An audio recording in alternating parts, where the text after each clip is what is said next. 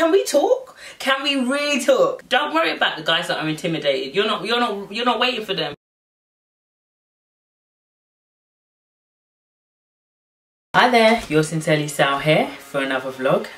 Today, in today's session, I would like to talk specifically to single young women out there. I am in my early 30s and I've been married for 4 to 5 years. And first I'm going to talk a little bit about my experience and how I came to be married. I have said in one of my previous vlogs that I was about, I think it was 27 when I got married, and I was single up until I met my husband. Yes, I dated every now and then, but like I've said before, the guys weren't serious and I wasn't serious about them because I wasn't gonna play around with my value and my worth with a guy who wasn't basically wasn't the one. So I want to talk to you today about holding on to your vision, holding on to your passion, holding on to your purpose and your goals as you transition from being single to being married. There's a lot out there talking about what you need to do to go from being single to being married, but I don't hear a lot about having a sense of self, having a strong sense of who you are before going into being married. So yeah, I want to get on with that.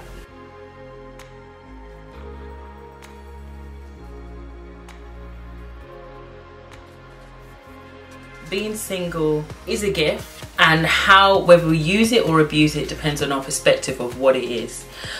So if we look at being single as a curse, why am I single? Why am I alone? Why haven't I found the one yet? Why haven't I found the one yet? We will feel a little bit like, you know what, scrap this. I'm going to just date whoever comes along. The first person that comes along, whether they're right or not, I'm going to date them. So it's very important to have a strong understanding of the value of where you are in your life at that particular time.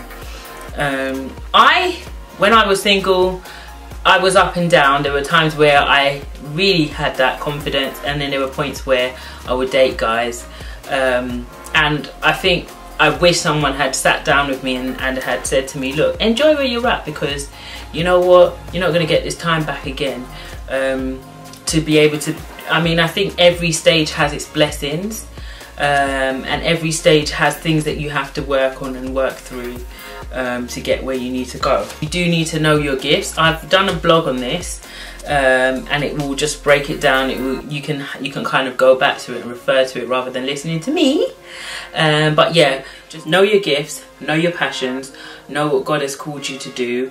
And that thing that, you know, like they say in Sister Act, that thing you wake up in the morning, that thing you want to do, what is it you want to do? What are you here for? And make that your focus. Make that way the place where you build, kind of thing. You build from there, because what you're doing is you're trying to set a boundary. And I think most people go into relationships and they say, what do you want from me? I'll be whatever you want me to be. No, you know, that is a cheating way. And I think when you end up being together over a long period of time, that won't work, because you're like, well, I've always been what you want me to be. Now I want to be who I want to be. But that's not how you went into the marriage. You went into the marriage being what they wanted you to be, rather than setting a boundary and saying, you know what, this is who I am. This is where I'm confident. And so I think that's the biggest thing, is knowing who you are, knowing your purpose, knowing your value, knowing the things, knowing what you want to do in life before you go into a relationship. What's your passions? Who are you? Because you can set the standard and that person will have to meet you at your standard. So just knowing, having a strong sense of self, because there is where you can set the boundaries, and there is where you can use that as a foundation to build upon your visions and your dreams. Now, I'm going to take it one step further. When you find the person, I pray you do, I pray that you find the right person for you. They should complement your visions. their vision should complement yours, and that might not be seen straight away. So sometimes, you know, people say, oh, he's not the one because, you know, our visions don't work together. But if you both sit down and you work through those things, you can move forward in that. Before I married my husband, I was very active in my church. I love singing, I love to worship, I love writing songs.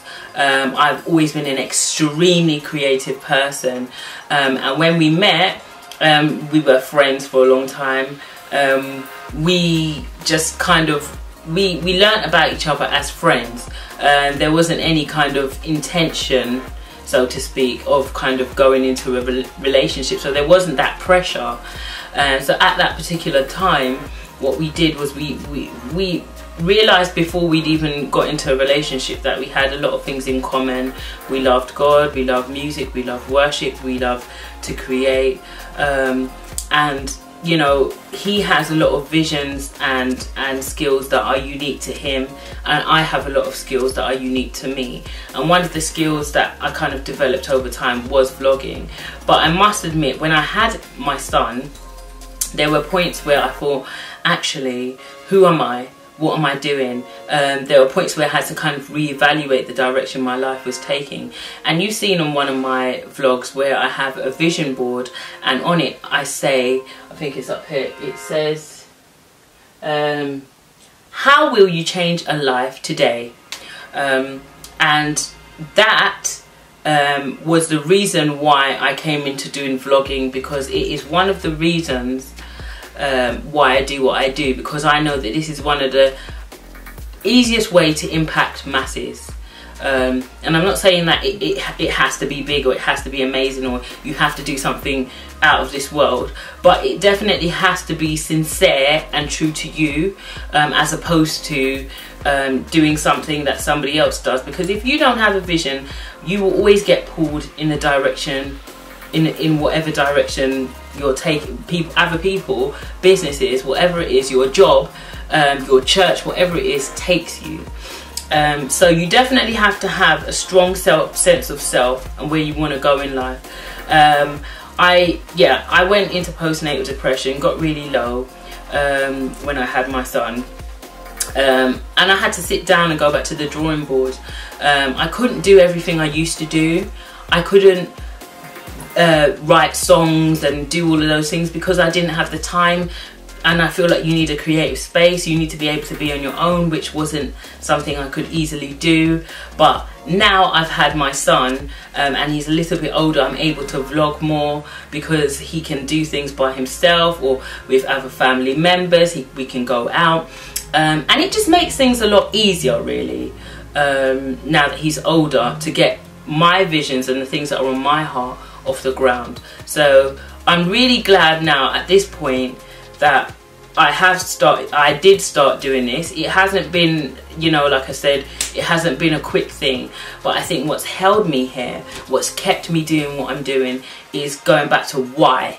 The why. Why am I doing this? Why am I doing this? Why? And I've had to keep asking myself. My husband asked me at first, why are you doing this? Why are you doing this? Why are you doing this? And I've had to say to myself, Sal, why are you doing this? Is it because of A, B, C, D, E, F, G? Or is it because of the money? Is it because, you know, you want to be famous? Is it because, what is it for? Do you care about the people you're doing it for? And yes, the fundamentals is that I would like to impact people with finding balance in their lives, especially boss mums. But yeah, if you can have a strong sense of purpose, then the right person that comes into your life will match that, and they won't be intimidated by you. Trust me on this, girls. Can we talk? Can we really talk? Like, trust me, if you are strong, and don't worry about the guys that are intimidated. You're not waiting for them. You're not waiting for the boys. You want a man, and a man will have your back. He will back you up 100%. No matter what you do, nothing you do will intimidate him. No success that you have will intimidate him. So trust in that. Trust in that vision. We'll come back to singleness at another time. But until next time, see you later. Bye.